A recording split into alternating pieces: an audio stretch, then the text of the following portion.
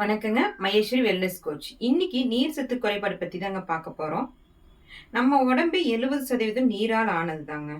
ஆனா நம்மளே தண்ணி குடிக்க மறந்துடுறோம். அப்படி நீர் சத்து குறைபாடு ஏற்பட்டா என்னென்ன நடக்கும் தெரியுங்களாங்க? வாய் வறட்சியாகும், தலை வலிக்கும், ரொம்ப டயர்டா இருப்போம். ஏங்க ஒரு சில நேரங்கள்ல மயக்கம் கூட வருங்க.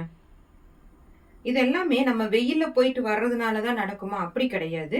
நம்ம வீட்லயே கொஞ்சம் ஹெவியா வேலை செஞ்சாலோ, இல்ல ஒர்க் அவுட் பண்ணிட்டு ப்ராப்பரான வாட்டர் இன்டேக் எடுக்கலினாலும் இந்த மாரி சிம்ப்டம்ஸ் எல்லாமே காட்டுங்க. இப்ப இந்த மாரி சிம்ப்டம்ஸ் காட்டினாலும் சரி, இல்ல காட்டுறதுக்கு முன்னாடியும் சரி, ஒரு நாளைக்கு நீங்க ப்ராப்பரா வாட்டர் இன்டேக் பழக்கத்துக்கு வரணும். எவ்வளவு எடுக்கணும்? ஒரு 2 1/2 லிட்டர்லேருந்து 3 லிட்டர் தண்ணி குடிக்கிற பழக்கத்துக்குள்ள வரணுங்க. அதே மாதிரி ஒரு வெயில்ல போறோம் அப்படின்னா, கூடுதலான தண்ணி நீங்க குடிச்சுக்கணுங்க.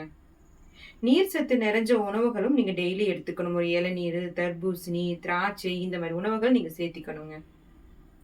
நம்ம உடம்பு நீர் சத்து குறையுது அப்படின்னா, நம்ம உடலுக்கு குடுக்குற சிக்னல்ங்க, வார்னிங் சிக்னல். ஸோ நீங்க ப்ராப்பரான வாட்டர் இன்டேக் எடுங்க, நலமா இருங்க. மேலும் நீர் சத்து குறைபாட பத்தி தெரிஞ்சுக்கணுமா? கீழ இருக்கிற வாட்ஸ்அப் நம்பருக்கு மெசேஜ் பண்ணுங்க.